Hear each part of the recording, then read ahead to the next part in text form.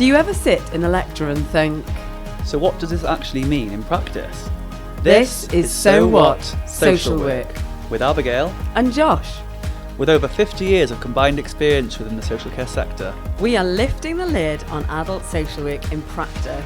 And you might be thinking, So what? These are our personal views and opinions. All case examples are fictitious or have been sourced from the public domain. We are not representing any organisation or public body. So what? Is it recording right now? I'm recording. Yeah, it's recording. We're on. Oh, We're so live. here we are. Here we are. Episode 1. Episode 1 of So What? So what Social Work with Abigail. And Josh. This is great. What's our topic today, Abigail? Today is all about introducing us. Love What that. is the so what, isn't it? We'll go straight in there. What is the so what, Josh? What's our so what? Why Yeah. are we here today? Why are we doing this? Absolutely. What brought us here on our journey? That's right. I'd like to know, please. I think it was a couple of years ago. Yeah, We had some students that we were working with as first-time practice educators, yeah, and they felt when we discussed topics, theories, social work theories, social work policy, legislation, that when we talked about it, we made it relatable, understandable, and Yeah. a bit light-hearted. yeah, light-hearted, definitely. And I think it's really important now to introduce us and who we are, why we're involved in social work, and what led us here, so that people can understand like, our experiences In the background. and why we think that we can do a podcast linked to social work. So I'm Abigail. I've been a social worker for 6 6 years. years? Yeah. Yeah, 6 years. But I also have experience in the social care sector, children's and adults actually, for probably over 30 years, which makes me feel a bit sick. You're not old enough, I know, I mean, you'd never tell by the wrinkles on my face.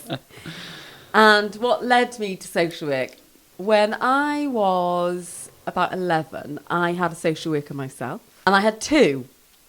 One who was not so great, and one who I felt really valued and listened to. And I thought, I want that. And I want to be able to do that, or to help somebody through a difficult or challenging time in their life so that I can support them with their well-being, improve their life.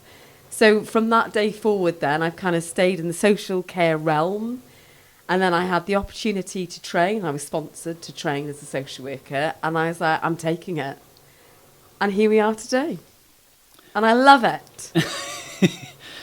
So what about the journey in the middle then between, so you said you had that social worker from a young age, Yeah. you obviously were sponsored and trained. What about, you worked in social care?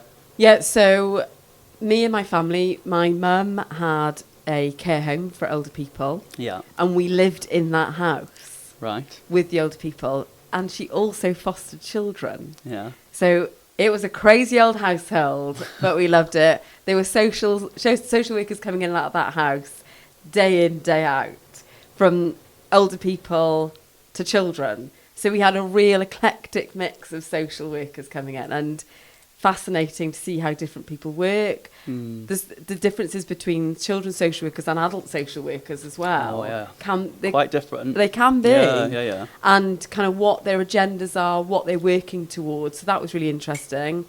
So I helped my mum in that care home for many years until I was in my mid-20s.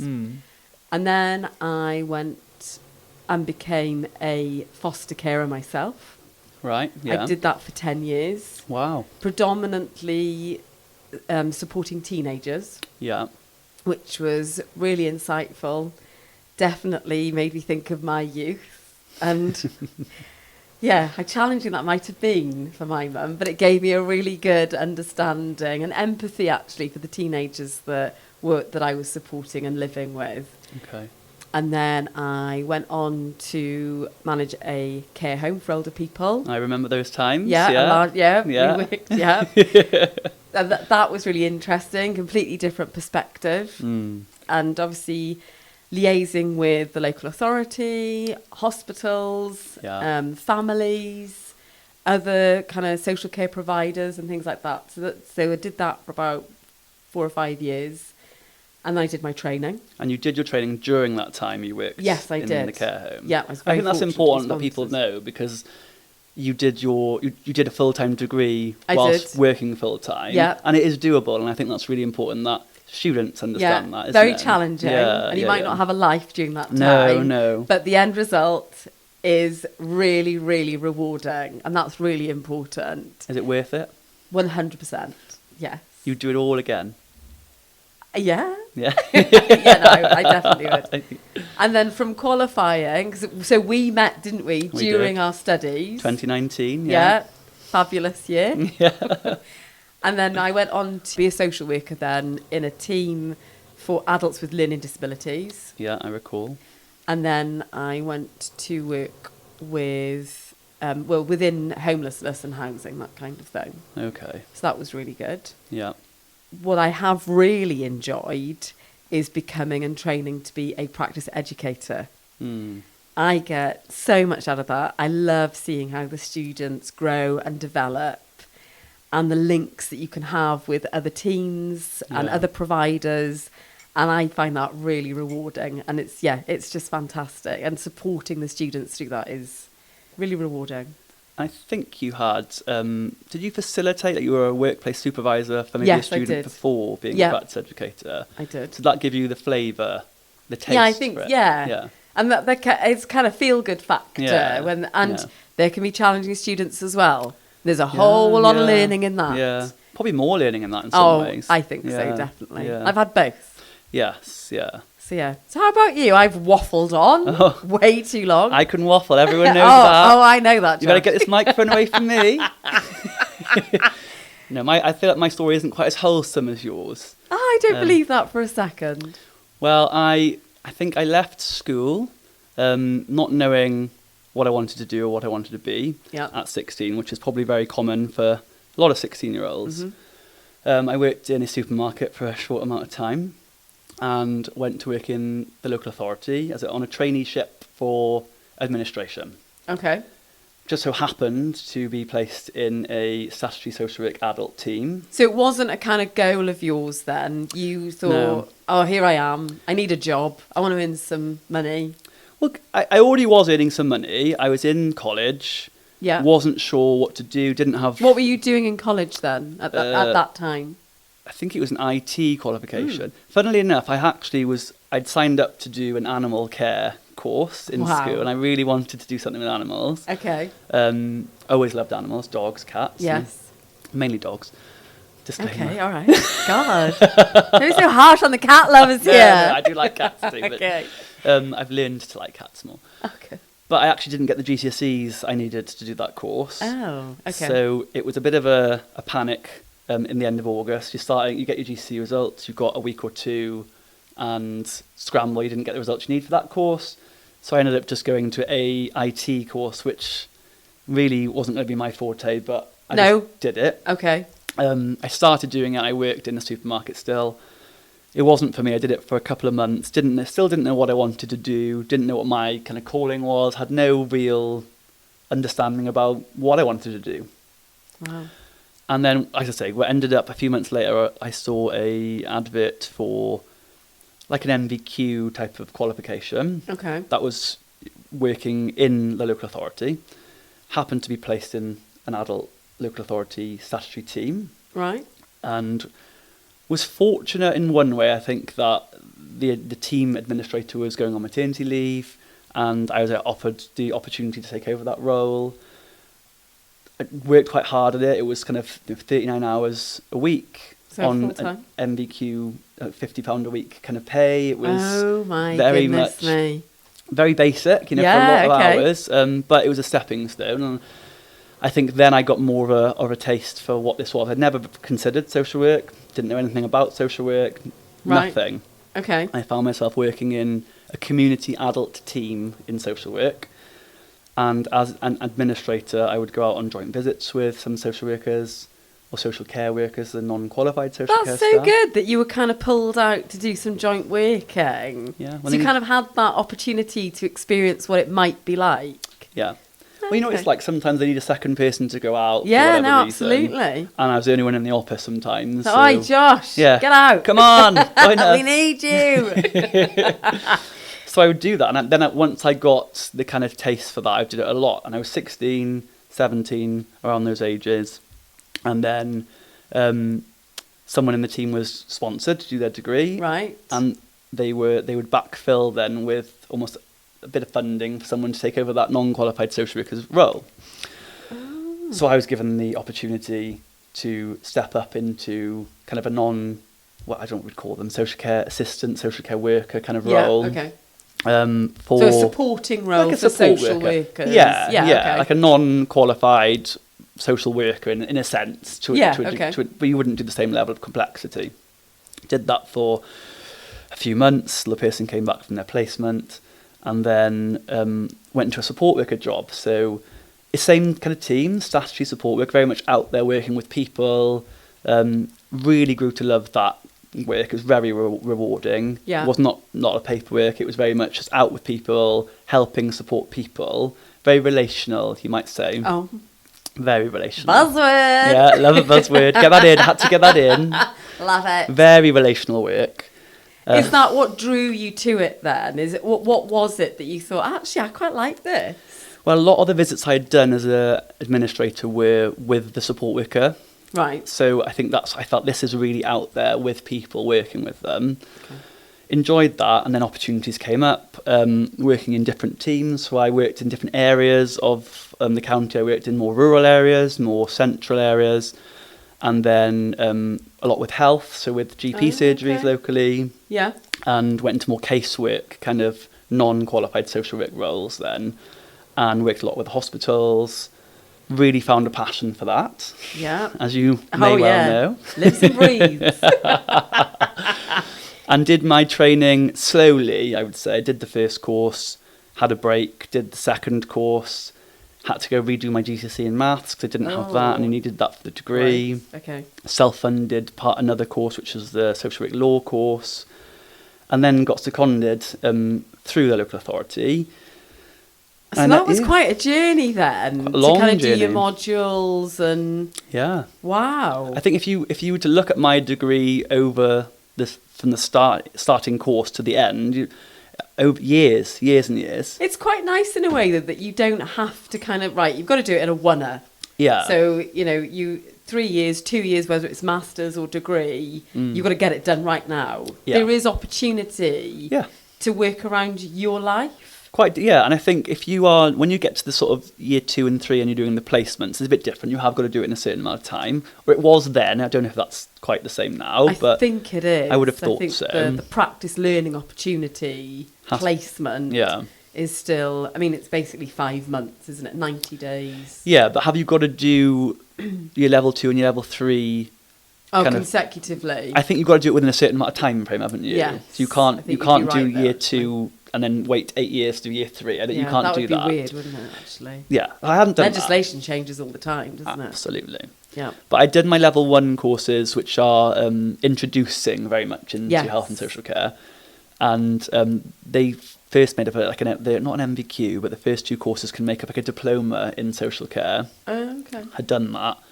Did the law course separately. Had to go and do my maths GCSE. Then was sponsored. Then I met you. Hey, happy days. February 2019. Your life has changed. And I had at this point already facilitated or workplace supervised a couple of students as a non-qualified worker. Oh, so you'd already had a little taster for the I student loved it as well. field. Ah, okay. Yeah. So what did you love about it? I loved that I could support someone to learn. Yeah. And a little bit, I suppose, to be honest, feeling that I knew something and it actually helped me. Did I actually understand this? And that helped you realise you understood something? Yes, definitely. That's something I really like, is it keeps you current. Yeah. And it keeps you down with the kids. To an extent. Well, okay, with social workers. 6, 7. Oh, ick. So I think I did that a couple of times, and I knew before I even finished my social work training that I wanted to become a practice educator. Even before I'd qualified. And I knew, a bit like you in your earlier experience, having different practice educators. Yes. through my degree Definitely. really changed my view, and I thought what was good, what was not so good, Yeah. what worked for me, what pushed me, what stretched me out of my comfort zone, Yeah. and what I would want to do for a student. 100%. I can definitely resonate with that. Exactly. And that was another reason for me that why do I want to go into to be a practice educator? It was like, actually, I want to give them hopefully a positive experience, or a supportive, positive experience that they can go forward into the next year or qualifying and being like, I'm ready to practice in a positive way. Yeah.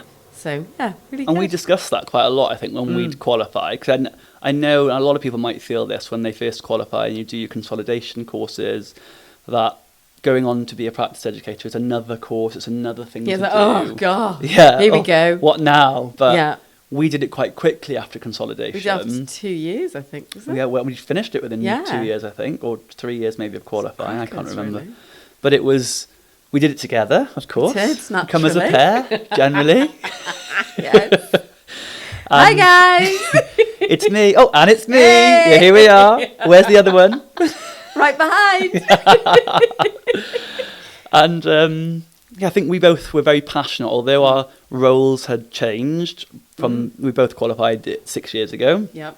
Our roles had changed quite significantly over that time. I worked in, again, a statutory adult community kind of area rather than the hospital. You worked with like people with learning disabilities, you said. That's right. And we kind of both changed jobs again within a year or so, didn't we? Yeah. And then we became senior practitioners. We did. After that. Very privileged. Very privileged and very rewarding and supporting staff. And then practice educators on top of a new role. Yes. It was challenging.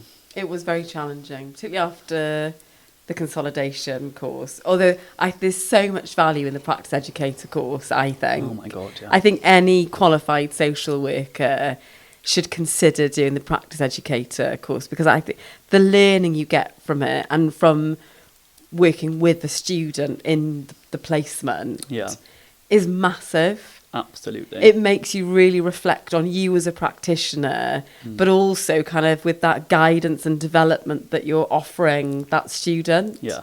And I get it. I think you get so much out of it. Arguably, I would say, controversial, more than the consolidation course. Yeah, I would agree.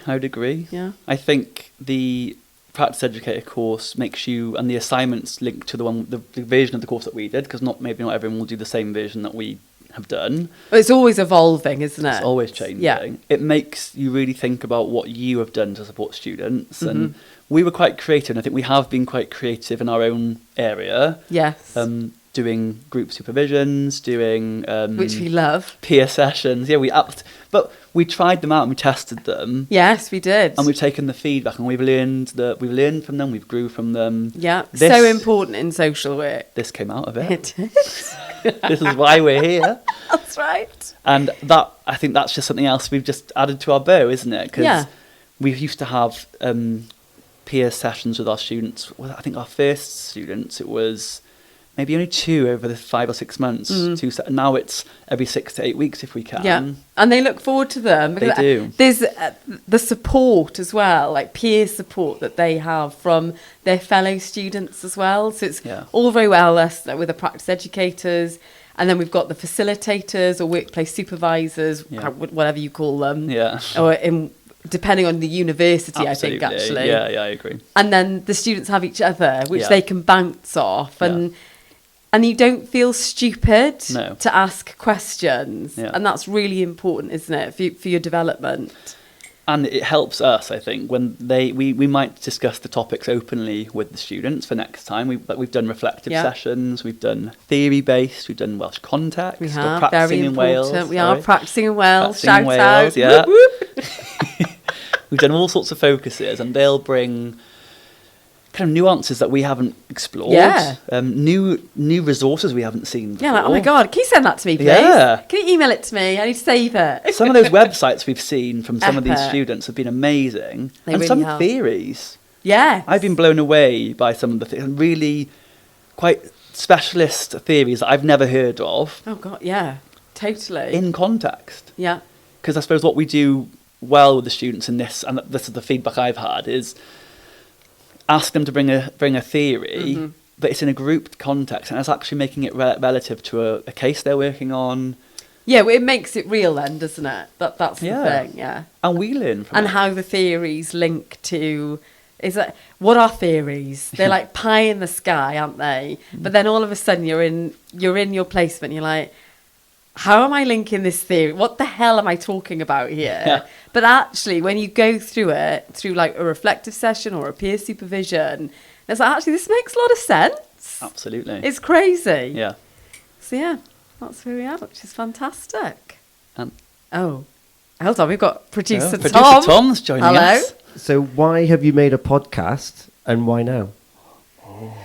Well, we have been practice educators for 4 years, 3-4 years. 3 years, I think. And facilitated in the past. Yeah.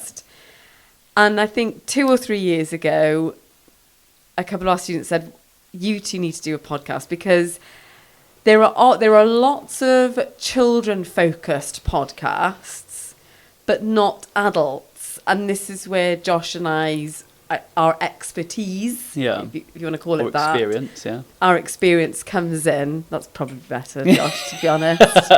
Experience. I was being hopeful yeah, there. yeah. Experience. Let's bring it real. Bring it back. Whoa.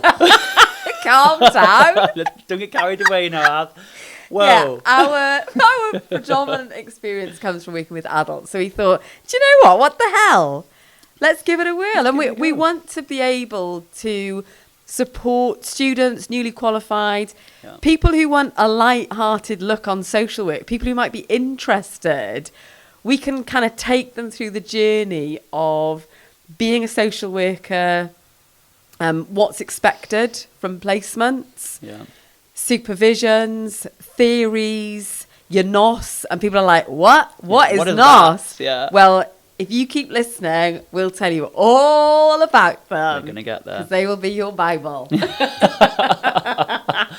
I think just to add on that is that in our roles as well, we supervise other staff, don't we? And other professionals, not just students. And I think people have kind of shared the same reflection to us that maybe, and I use this term a lot, we dumb things down, and maybe that's not the politically correct way of saying it, but it's our podcast. It's our podcast, and I like to use that word. We dumb it down, we make it understandable.